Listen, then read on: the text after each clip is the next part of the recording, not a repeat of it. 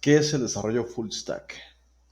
Bueno, el desarrollo full stack implica trabajar tanto en el lado del frontend, que es la interfaz de usuario, como en el backend, que es la parte lógica o del servidor y la base de datos de una aplicación. Un desarrollador full stack tiene la habilidad de crear una aplicación web completa, desde la concepción de la idea hasta su implementación final. En el mundo actual, la tecnología avanza a unos pasos agigantados. El rol de desarrollador full stack tiene una gran importancia. Y por ejemplo, aplicaciones como Spotify, Netflix, Twitter, YouTube utilizan desarrolladores full stack. Por ejemplo, en Netflix se utiliza la parte del frontend para la interfaz gráfica. Como conocemos, Netflix tiene una interfaz bastante intuitiva, bastante amigable. Es muy popular, de hecho es de las más populares streaming del mundo. Y en la parte backend es donde se centra toda la parte de algoritmos, selección de películas, recomendaciones, login, autenticación, autorización. De igual forma, donde se almacena toda la parte de películas, series, porque se almacena en algún lugar. Entonces, todo esto es lo que ve la parte del backend. TikTok, por ejemplo, como conocemos, tiene una interfaz bastante intuitiva, amigable, de igual forma, que nos mantiene pegados. De la parte del backend, utiliza una serie de algoritmos para la selección de videos de acuerdo al usuario. También tenemos Spotify, que Spotify es de las más conocidas streaming de música. Como conocemos, su interfaz gráfica es bastante rica, muy personalizada de acuerdo a las preferencias de cada persona, y el backend se encarga de todas las recomendaciones musicales, la biblioteca de usuarios, el manejo de suscripciones, los pagos, la autenticación, la autorización. Entonces, estas tres aplicaciones son algunos ejemplos de donde se utiliza el desarrollador full stack, en la parte del frontend y en la parte del backend. Eh, Tenemos que entender los fundamentos del frontend y del backend. Tenemos que entender que el frontend es la parte de interfaz de usuario. Aquí hay palabras clave como el HTML, que es el esqueleto de cualquier página web. La estructura del contenido, que es un lenguaje de marcado. Está el CSS, que es el que añade estilo a la página. Con el CSS podemos hacer la página responsiva, modificar imágenes, modificar el estilo, el font de la letra, entre muchas más cosas. Pero en general es todo lo relacionado a los estilos. El JavaScript es lo que hace las páginas que sean interactivas, que sean dinámicas, los formularios, la interacción con el usuario. Eso es realmente muy importante. JavaScript es uno de los lenguajes más demandados de la industria del software actualmente, en el 2023. La parte del backend es la lógica detrás de la escena. Aquí vemos lenguajes como Node, por ejemplo, que permite ejecutar JavaScript en la parte del servidor, y aplicaciones como LinkedIn lo utilizan. Pero hay otros lenguajes de programación de backend como Java, tenemos Python también, Scala, Go, que se van a acoplar de acuerdo a las necesidades de nuestra aplicación. Pero bueno, Node es de los más completos y de los más utilizados también. En la parte de base de datos tenemos bases de datos SQL, no SQL, y en general nos sirve para almacenar y gestionar los datos de la aplicación. Por ejemplo, almacenar todos los usuarios de Instagram, almacenar todos los usuarios de Facebook, de nuestro e-commerce.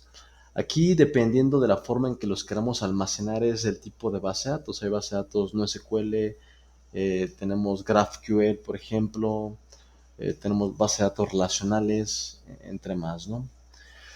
Y bueno, aquí la sincronización del backend y del frontend juegan un punto muy importante, ¿no? Por ejemplo, podemos crear un e-commerce eh, y puede ser como un ejercicio. Creamos la visualización, creamos el carrito, creamos los productos, y el backend se va a encargar de toda la parte del procesamiento de pagos, la gestión del inventario. Entonces, como desarrollador full stack es importante que entendamos estos conceptos y cuál es la diferencia entre cada uno de ellos. Qué es lo que maneja el frontend y qué es lo que maneja el backend. Eh, un poquito más a detalle, qué herramientas y tecnologías se utilizan. Por ejemplo, en la parte del frontend tenemos librerías, tenemos frameworks. Entre unas tenemos el React.js, que es una biblioteca de JavaScript que fue creada por Facebook. Que es una librería que nos va a permitir crear interfaces gráficas muy amigables, mantenibles, que agarró mucha fuerza en los últimos años.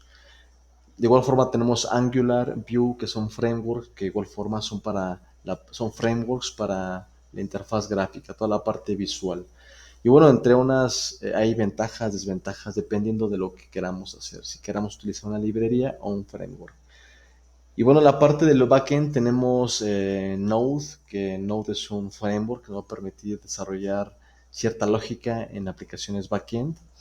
Eh, Podemos utilizar en aplicaciones de tiempo real, chats, juegos, entre otros. Entonces, Node es igual un lenguaje, un framework que está agarrando mucha fuerza. Y bueno, tenemos Express. Express es un framework que es muy flexible para Node, que nos permite manejar la parte del servidor y crear APIs muy robustas. Entonces, Node y Express van de la mano la mayoría del tiempo y nos permite crear la parte del backend muy sólida. En la parte de gestión de base de datos tenemos SQL, y aquí tenemos bases de datos relacionales como, bueno, tenemos diferentes gestores de base de datos como MySQL, tenemos Postgres, Oracle. Igual van a depender de acuerdo a nuestras necesidades, tienen ventajas, desventajas.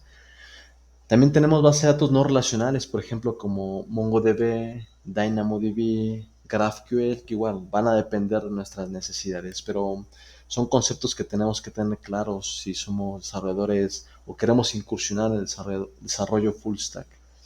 También tenemos las controles de versiones, que es Git y GitHub, que son herramientas esenciales para el control de versiones y la colaboración en equipos. Son herramientas que vamos a utilizar todos los días en un ambiente laboral, ya que vamos a poder utilizar el código que está desarrollando mi compañero, descargarlo, poder pasarle lo que estamos creando nosotros y tener una sincronización en tiempo real, inclusive de los cambios que están manejando.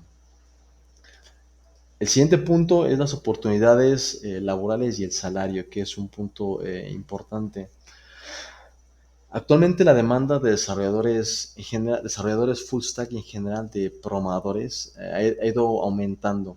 Bueno, de igual forma los de data science también han ido aumentando en los últimos años, tanto en México como a nivel mundial.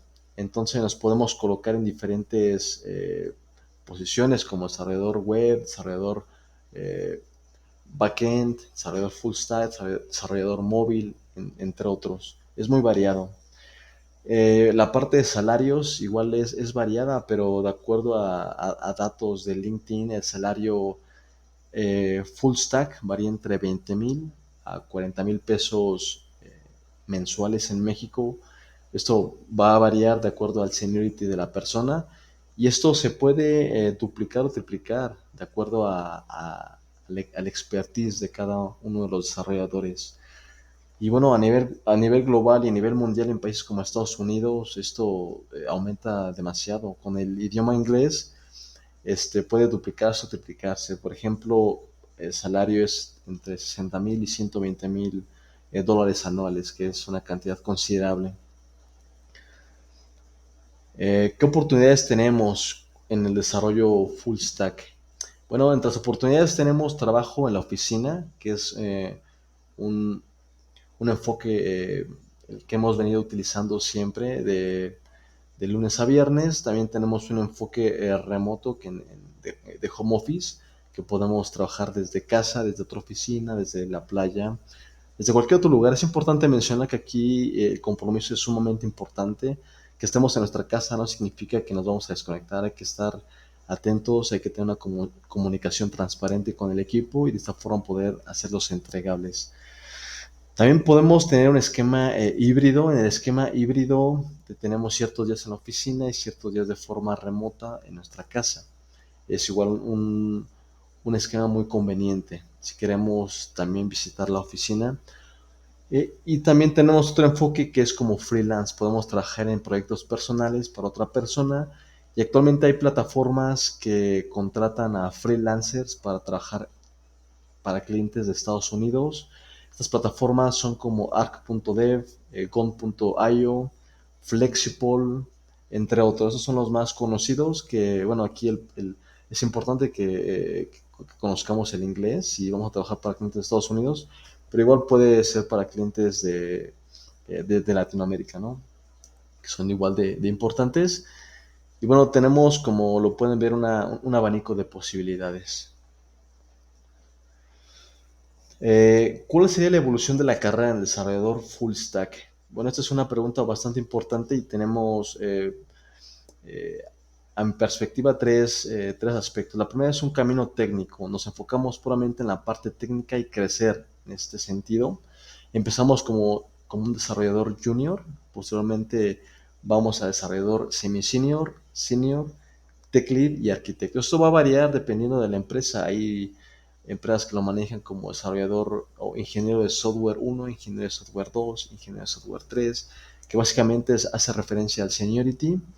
De igual forma, el desarrollador ingeniero de software 5 hace referencia a un arquitecto que conoce toda la arquitectura de una aplicación, temas como qué sucede si se escala mi aplicación de 10.000 a 100.000 usuarios, se puede soportar, alta disponibilidad, resiliencia, todo esto lo maneja un arquitecto y bueno, sería la carrera del PAT técnico.